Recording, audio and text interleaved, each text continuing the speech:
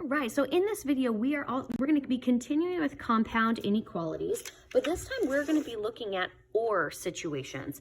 So this is when you have the solution set to either one of the inequalities would be a solution to the compound inequalities, meaning that they don't have to be the overlapping bit. It can be the part that is either in this one or what is in that one. So we're going to go ahead and break that apart and show you what that looks like.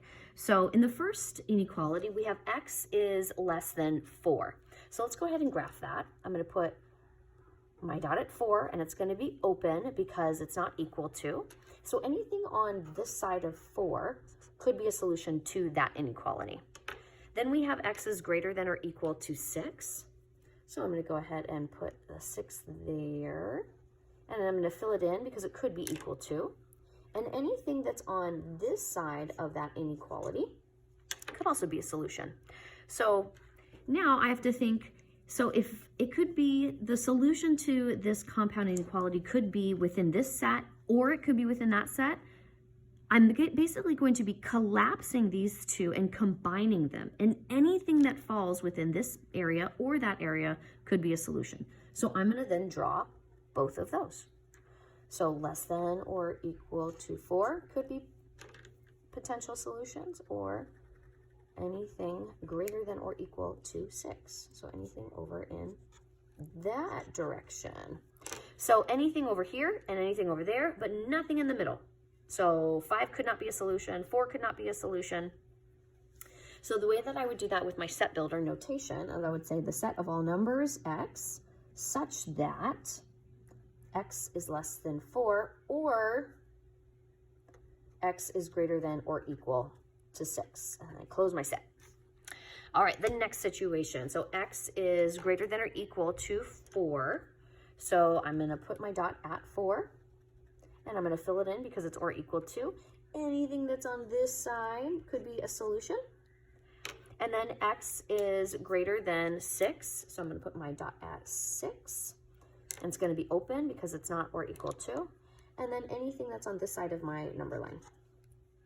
All right, so anything that falls, so if I collapse these two, anything that falls within either this area, this shaded area, or that shaded area could be a solution. But notice how anything that's in the pink line will also be inclusive of this blue line. So when I go to collapse them, all I really need to do is draw the pink line, because anything here is inclusive within those solutions.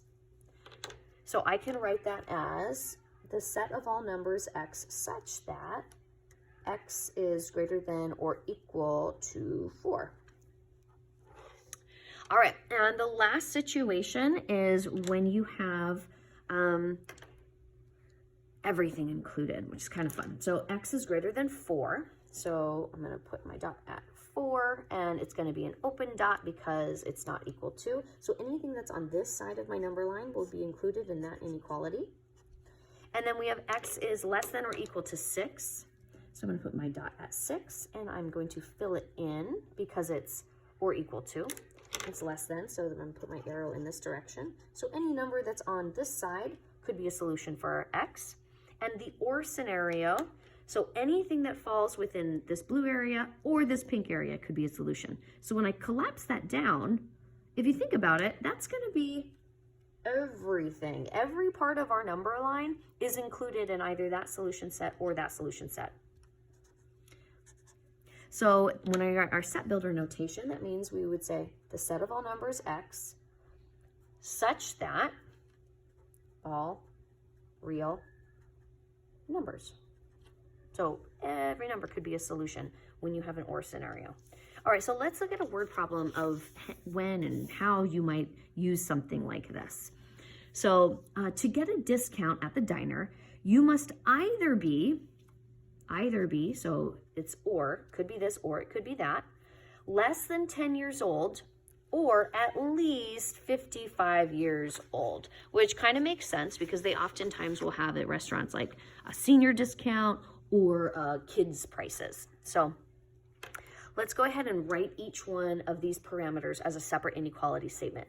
So you know that you could be X, so the ages, less than 10, or greater than, the ages could be at least, so that means it's inclusive of, so greater than or equal to 55. So you know you're going to get a discount if you are less than 10 or greater than or equal to 55. So we'll go ahead and graph that. So I'm going to go ahead and put it on the same one. So I'm going to combine those steps. So again, I think I'm going to count by, I have to get all the way up to 55. I think I'm going to count by tens.